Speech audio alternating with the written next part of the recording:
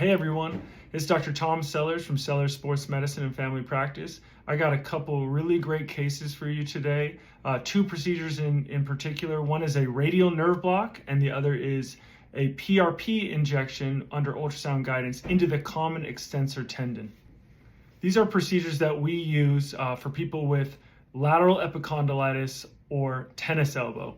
Now, tennis elbow, we say tennis elbow, but really the issue is with the common extensor tendon. So you develop tendinopathy or chronic wear and tear, pain, thickening in this region of the common extensor. And in the severe cases and the kind of later stages of disease, you can see some pretty large tears. In this case, this patient actually has a fairly severe form of tennis elbow, where that common extensor has some pretty large tearing in there. So that's kind of the severity that we're dealing with. We'll go over anatomy. We'll go over first the radial nerve block, and then we're going to talk about the injection into the common extensor tendon with PRP or platelet-rich plasma.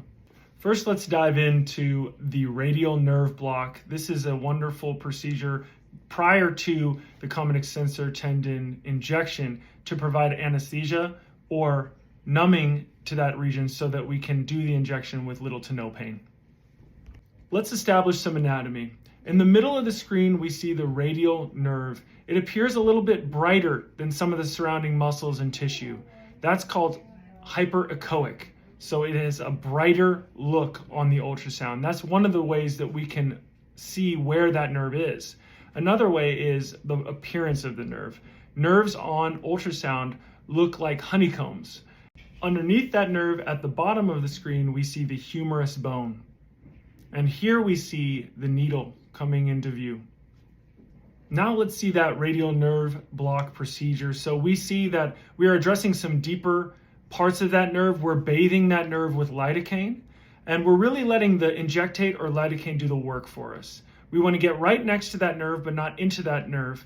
And we want to lift that up and give it some space with the lidocaine.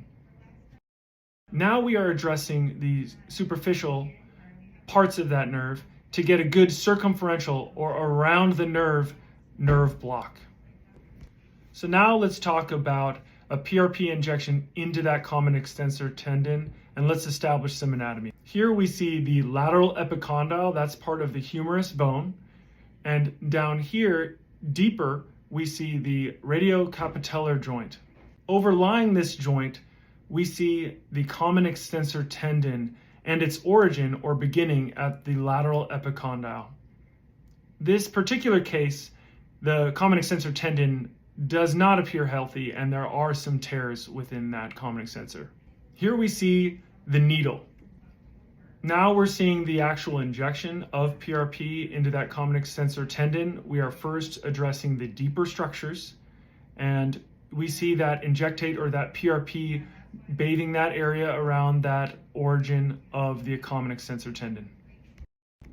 Continuing along with the procedure, we see that we are now addressing a little bit more superficial structures, and we are doing a little bit of percutaneous tenotomy, which is making some needle passes to also stimulate blood flow while we're injecting that platelet-rich plasma.